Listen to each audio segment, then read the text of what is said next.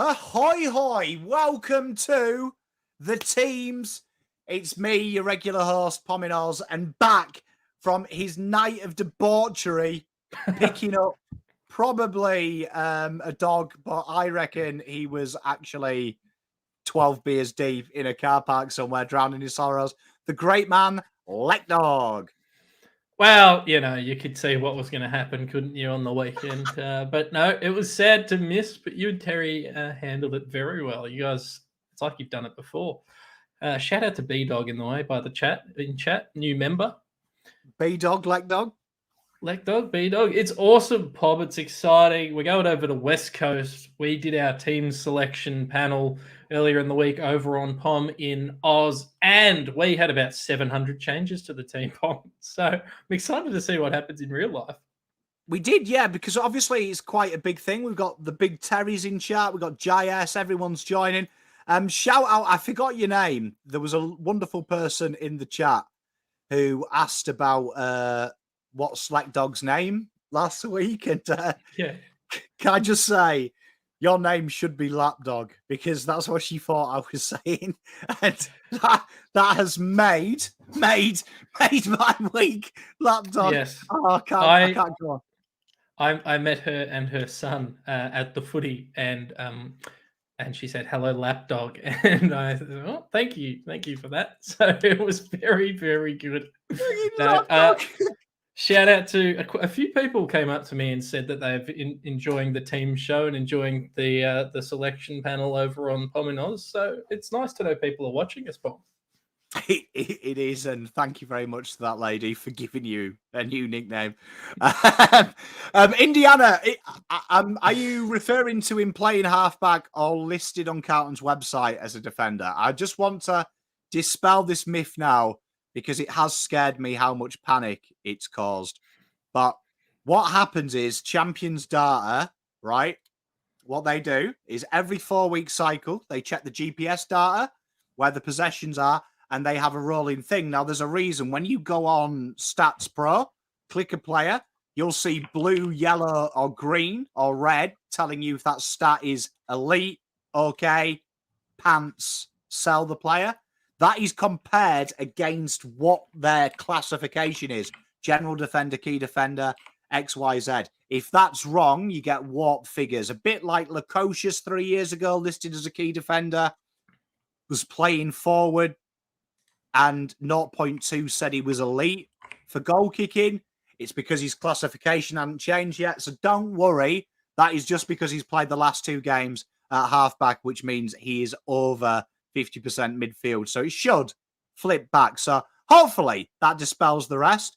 But the team should be out in about 10 minutes. A bit to talk about, though. And Luca, as usual, just letting me in. TDK playing VFL. What's chat's thoughts about Mr. TDK playing the old VFL? Well, what's your take, Pom? Because I'm excited.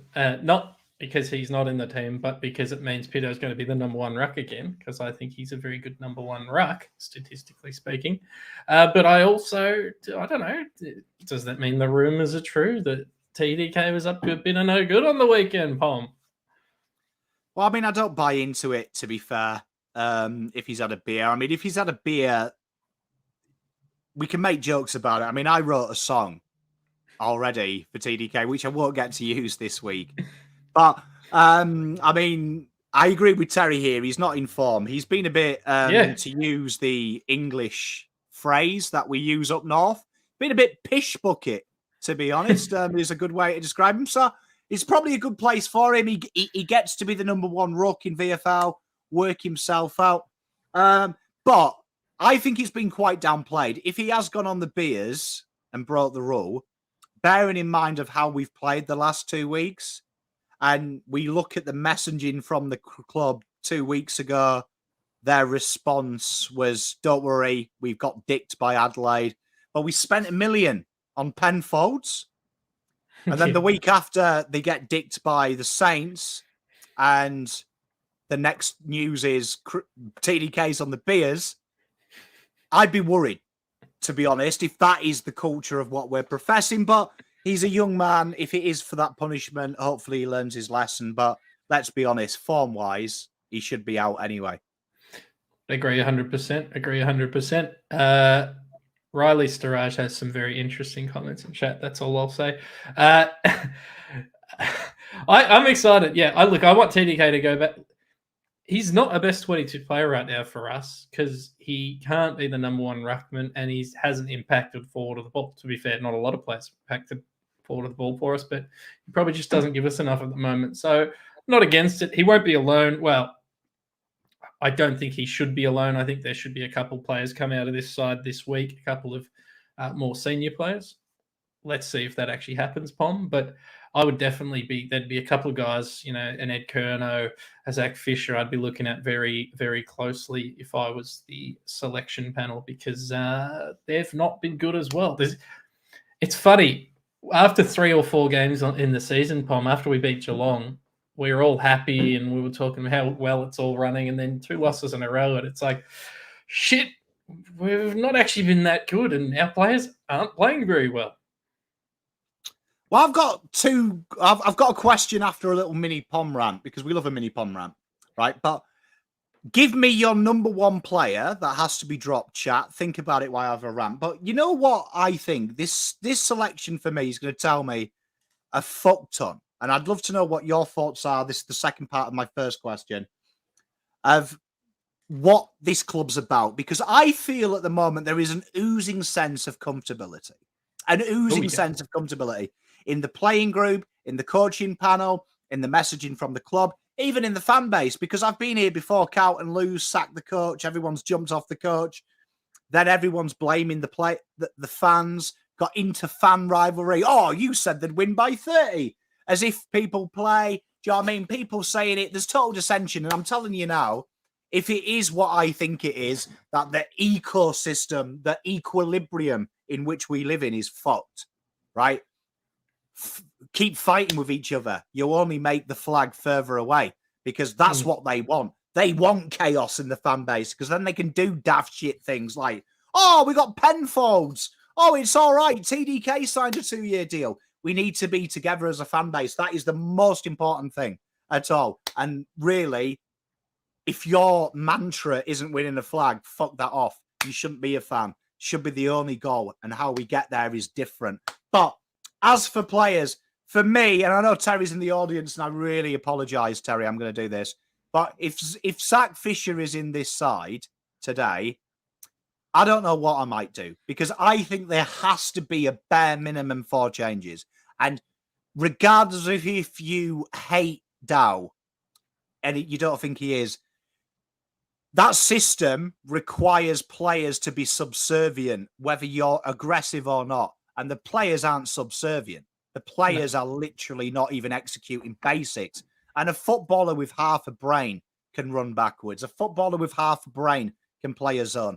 I watch under 11s, under 13s, and I see players doing that. So that is also on them. So Voss tactics are garbage. I'm not even going to fucking defend it. But the players have got to execute some fucking raw basics. So someone has to be dropped. 3 people have to go out of this side. And I don't mean Motlop as well, because that I actually have 5 out. They have to set a statement, and Voss has to wrestle control of this team. And if he's not rewarding form, we've had Melbourne say that the VFL is so important that players are ready to step up. It's not A-list talent we're lacking. We're lacking the next layer, B-grade type players who do roles. So if Dow can't do a role, if Binns can't do a role, if these players can't do a role, fuck me, we've got to question everything about it. Everything about it. Bugsbell saying we can't drop Fish, he's the only run and carry. You winding me up? Like, come on, Bugsbell, don't wind me up, mate. I've been wound up all week. Like, if you think Fish has got a place in this side based of his last 6 games apart from a quarter, fuck me, we might as well go and play VAFA. Do you know what I mean? And just have a bit of fun. All of us go and fucking have Penfold and have a fucking beer and shit. I'm keen. But give me your things. Tell me who your player is. I've said Fisher. You give me a player and I'll throw some comments up on the screen. I'll say this on Fish. I bet you they keep him in because of that one time against West Coast. He kicked 3 goals or whatever it was. For me, it's and I've said this every week so far this year. It's Ed Curnow. We've got 700 inside midfielders. Why is he in the team? He's probably not worthy of being a sub. He's not good enough anymore, I don't believe, to do the hard tag role, and he doesn't give us anything up forward. Like, I think they said he was on Jack Sinclair. I was at the game. I'm not sure that this is true, but they said he was on Jack Sinclair, and Jack Sinclair about 745 touches before Ed was subbed out with 5. So he must come out of the side for me. That we don't have room for him when the midfield is fit and healthy. And I'm with you. Like, I'm not saying this just to get a reaction out of the fans, but we're actually missing like guys like a Jack Nunes who just do their job, who just come in and do their job and do exactly what's expected from them. Yeah, he wasn't a match winner, except that one time where he was a match winner.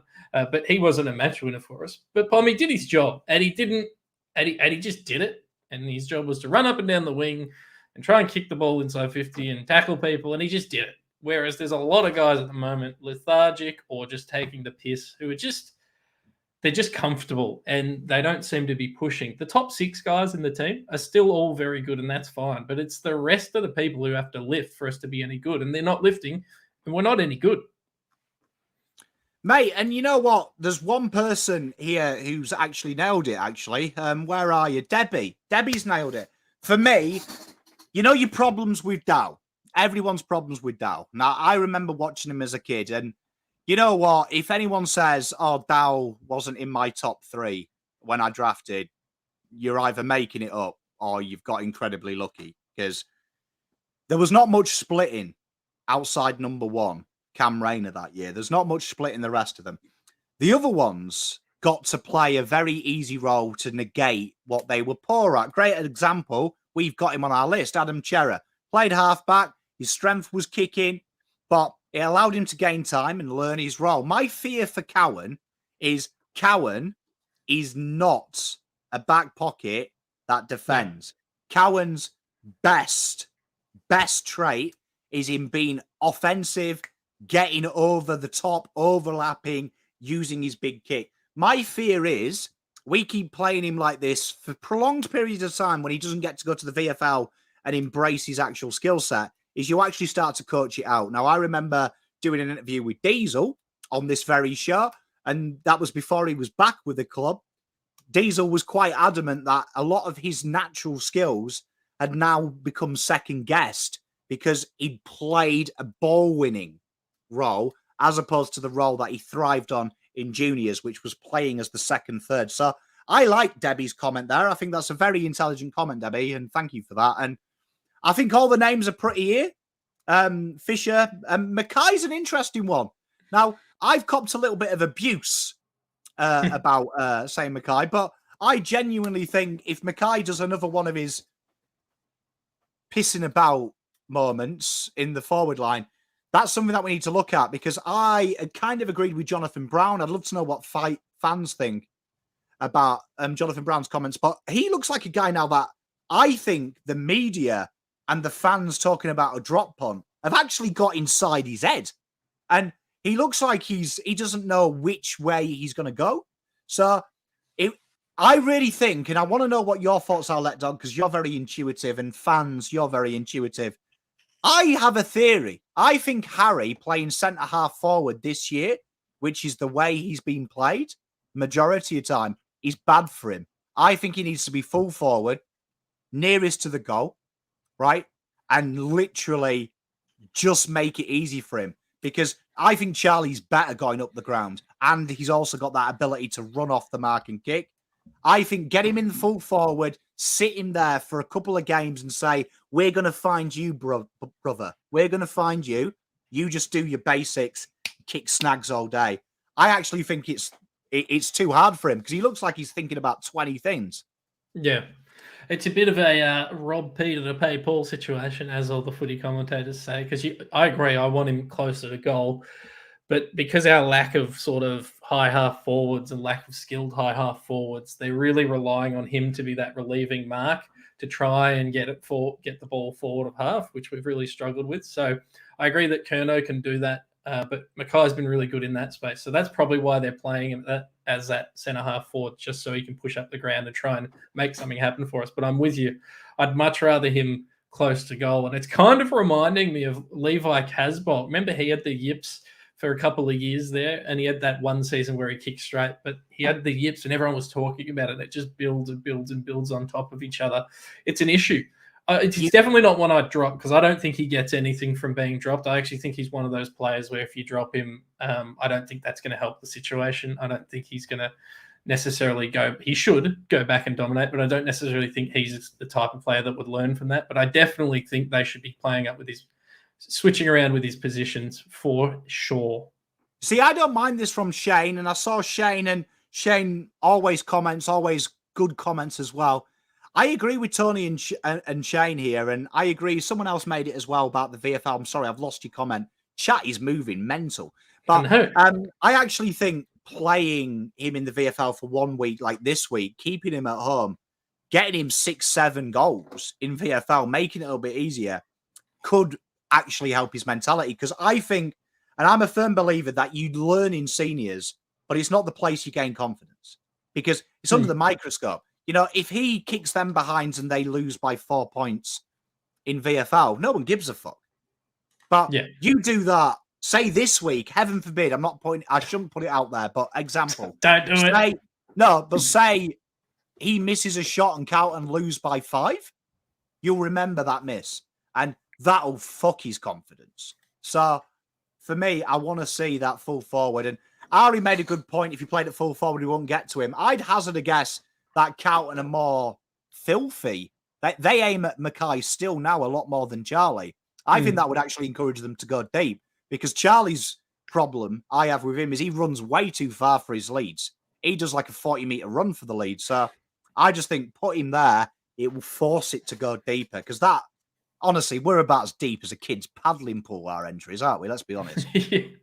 Yeah, exactly. Like our inside 50s, we should have a new stat, inside 60s, and we'll just have Charlie sit 55 meters out taking marks and pinging at goal because God knows he can kick them from there. It's not the worst game plan I've heard, Pom, to be honest with you. It's better than what we're currently dishing up. Yeah, do you know what I mean? Like Anthony says, and it's a soccer, very regularly an A-list player will go and play reserves to find confidence in front of goal because it's huge. And I agree. I said this actually in my preview. It comes out after this show. Harry would be banned from leaving 50 this week. I'd say Charlie, everyone else will do it. So I'm with you. This is a great thing there by Rio. And this is actually a thing. And I wanted to chat to fans about this, right? I need to dig it out. It's in my saves. But you know when Jesus got dropped last year, there was a lot of players. No, there was a lot of fans who were threatening to do a petition. Now, it was the same type of fan, but for me, that's the problem. I agree with you, Rio. There is certain players on this list that if they dropped, the club would know, and they're very reactive. The club is incredibly reactive. If you threaten to do a petition, you could probably get freaking anyone on the board, on the list. And just do it. Just do what you've got to do. Just got to do what you got to do. I believe the teams are out. I'm just waiting for it. I'm doing my phone and the internet at the same time. I'm trying to get it to load for the 100th time. You do the internet. I'll do the phone. This is the fun part of the show, isn't it? Like honestly, you guys in chat are taking the Michaela Strachan. Like you must have like some direct communication to Gil. Mate, they're all watching. They're all watching commercial TV. They're seeing if that's true, Doc's back in. That guy needs testing. It's like the miracle. It's like it's weird. Some of our players, right? They take 6 months to get over a 1 week hamstring, and then we've got players whose knees get removed and they come back the next week. So I got no idea how to. You can never take seriously the injury reports that we put out. It's just made up numbers. It is, and I agree, Angie. I think we're trying to find out. Kennedy has been dropped. Hey, tell you what, I can't wait for this time next week.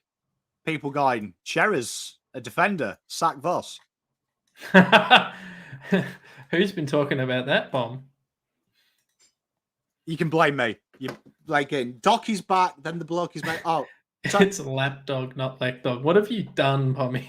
Honestly, can we start calling him? I actually, you know what? You want to do a petition, ladies and gentlemen? Let's get a petition to make his name officially Lapdog, because then it'll be Pom and Lapdog.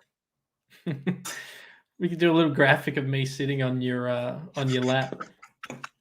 There's probably a meme out there somewhere. All right. I've seen a lot of the teams have dropped for everyone else. I haven't seen our team come out yet. Man, how smart is our chat, by the way, Pom? They are just getting smarter and smarter every week. The in-depth analysis, you could do a show just with the comments. Hey, do you know what I mean? Tell you what, if someone, you know what, if someone wants to help me, do you want to just actually drop the team? All right, the team is in, Pom. In comments. Go on. All right, in Sam Doherty, Brody Kemp, Adam Sard.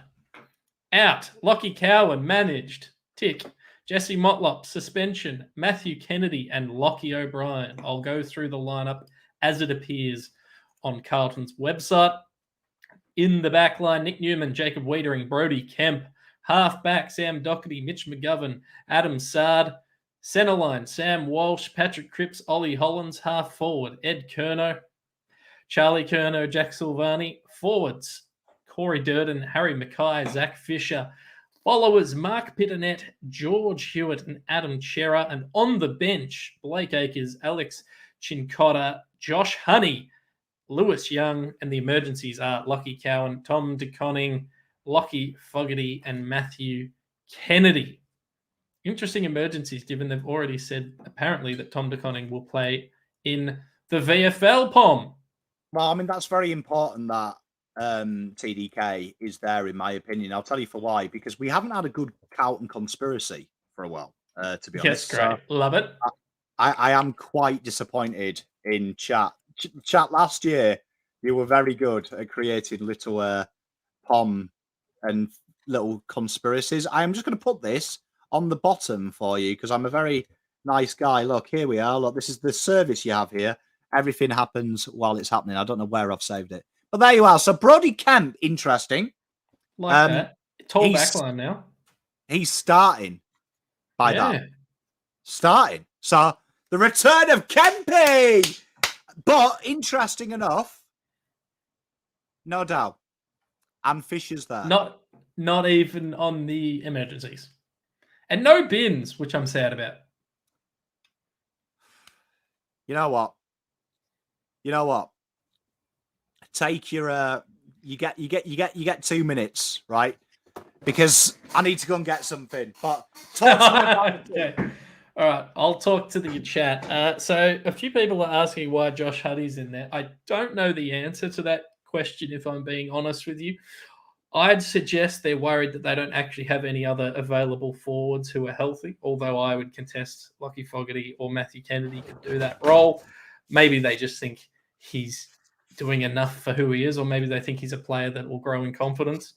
Oh, no. Vospiracy's back.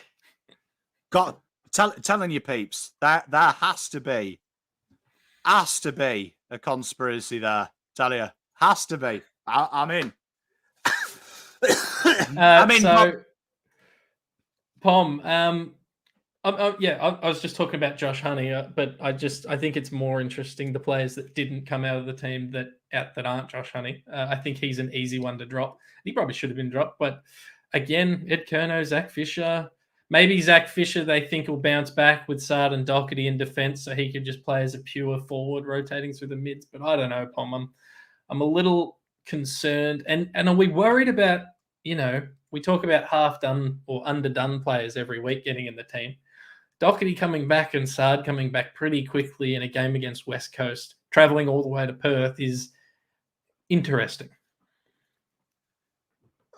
There's a few there that is very surprising, isn't there? I mean, I've got to say, Cowan, I agree with. Lockie O'Brien, I can see it because he's wasted as a sub. The Matty Kennedy thing, I would say I'm confused majorly just because that's not really on Kennedy. That's on Voss playing him half-back flank.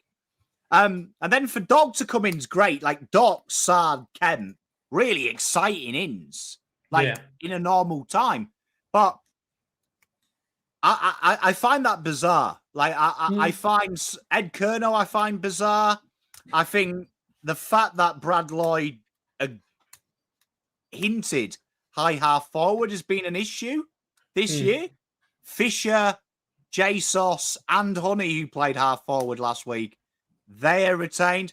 They're a little bit weird. Now, if Voss is going to massively rotate the midfield, which there is one less midfielder this week, would indicate maybe Fisher's getting that 20% that he did well last week, which if that's the case, I don't mind it if he's back in the midfield. Or even Doherty with Chincotta in the team as well. Doherty can rotate through if they need someone to impact. But then I just question, because do you know what I mean? I agree with Ray Kennedy down back. Do you know what I mean? But it's a weird thing. But do you know what I mean? Bugs Bell, why do I have to apologise? I didn't pick the team. I just said I don't think he warrants a place in the side. And I'm sure chat agree. You know what I mean? Yeah, I genuinely think if Voss, if that's his role, 20 touches doing nothing, 0 meters gained, he didn't play on from any mark this year, which he did all last year. If that is actually his role, fuck me. I'm just going to quickly go through the West Coast changes. In comes Hearn and Xavier O'Neill. Out goes Shuey, injured. Rhett Bazzo, sub, and Zane True. They line up Hearn, Barras, Witherden, Jermaine Jones, Rotham, Duggan. On paper, not a bad defensive line. Edwards, Kelly, Hunt in the centre line. Clark, Darling, Waterman half forward. Cully, Oscar Allen, Petreski, Seaton. Bit of Fisher v. Petreski, Seaton. Lining up in different forward pockets, Bailey Williams, Ruben Ginby, Andrew Gaff following, and Petruccelli, Xavier O'Neill, Luke Foley, and Connor West on the interchange. I mean, it's still not a fantastic team, is it? But it looks a little bit better with Shannon Hearn in it, I guess. It does, but I mean, Shannon Hearn only was voted in after Wednesday's training, so it's the first time he's trained. So read into that what it is. You know, the interesting one for me, and I want to know what chat think. Brody Kemp's best position in the VFL is playing that intercept marker, which is what McGovern plays. So that's the role he's been playing. If Carlton are going really, really intercept heavy, which I hope they are, because I think there's an argument to play too, that might help Wheater out a little bit, because Wheater can just stick to defending and allow Kemp to attack the ball. But I hope he's not playing the Cowan role of staying literally back as a defender, because that there does worry me a little bit. That just how that role works. If he's playing a pure defensive lockdown role, that could be. I agree what Jim's saying. Does smell like, you know, the old thing of setting him up to fail. It's going to be a tough gig for him, because that's not his strength. No, I think that's definitely one to watch, because that's not his game. That's not his game. Reading the article, Palm, it says Sam Doherty trained all week and is fine. And it just says Adam Saad's come back from missing a week with hamstring, which if you watched the team selection, you would have known that I said he'd be playing, because he will play 100% of the games. He has a 1% chance of playing. So it's a big one. I mean, Lewis Young's 50th game as well. Milestones. I guess we should read that out. Lewis Young playing game 50, and for West Coast, Josh Rotham playing game 50 for them. I mean, it's 3 changes, isn't it? Sam Doherty big in. I mean, Sam Doherty did look pretty fit last week. I know I can't remember who it was on Twitter. Apologies that I can't remember your name, but someone did post a wonderful. I think it was Adrian posted him doing like about 800 laps throughout the training session. So that was quite impressive. But I mean, obviously, chat, we've got to move on. I agree with Michael. We've got to move on. We're now in the war. We're now in war with Eagles. Yep. So let's have a look. What are the predictions this week? I want your predictions and your unlikely hero this week. Your predictions and your unlikely hero. All right, my unlikely hero. He's in the team for a reason. The coaches clearly love him. Josh Honey is my unlikely hero. Josh Honey to pay back the faith. He's going to kick 3 goals. He's going to show Sam Petrevski-Seton what he could have been in this side. I don't actually have any hatred towards Sam Petrevski-Seton. Like, he left of his own accord. That's fine. And predictions: it has to be Carlton by at least 6 goals. It has to be Carlton by 36 as a minimum. And if it's not, Pom, we are in some real issues. Got to be some real. I mean, it is, isn't it? I mean, you look at the two side. You look at the last 4 games. What has it been? Last 30 points on average they've lost by. So Carlton have got to look at it. I'm going to go Carlton 42 with 62% confidence. Unlikely hero. I don't mind some of these with Ed Kerno. I don't mind Fisher. I don't mind that because this is probably the game that Terry gets to give him a 10. He does like playing West Coast in West Coast. He does like playing West Coast in West Coast. Unlikely hero. I'm going to say Harry Mackay because Harry Mackay got 3 Brownlow votes last time we played them, didn't he? I can't remember, but I do believe. From memory, I do believe. I reckon Harry Mackay kicked 7. And the kicking was aside him. God, we can only hope. We can only hope, Pom. Well, I mean, Carlton players are the best in the world at being slagged off in the media and then coming out with a performance that makes them look stupid. So I think who's your sub quickly? Who's your sub? DeConning, Fogarty, Cowan, or Kennedy? Well, if they're resting Cowan, it can't be him. If it's Tom DeConning's been a naughty boy, it can't be him. They won't pick Fogarty. It'll be Matt Kennedy. Has to be Matt Kennedy. Inject a bit of pace into the game when he comes on. It'll be Matt Kennedy. That's my prediction. But yeah, I think you're right. Chat, love you to pieces. We will be live for this game 2 days exactly from now. Actually, we're live at about 6.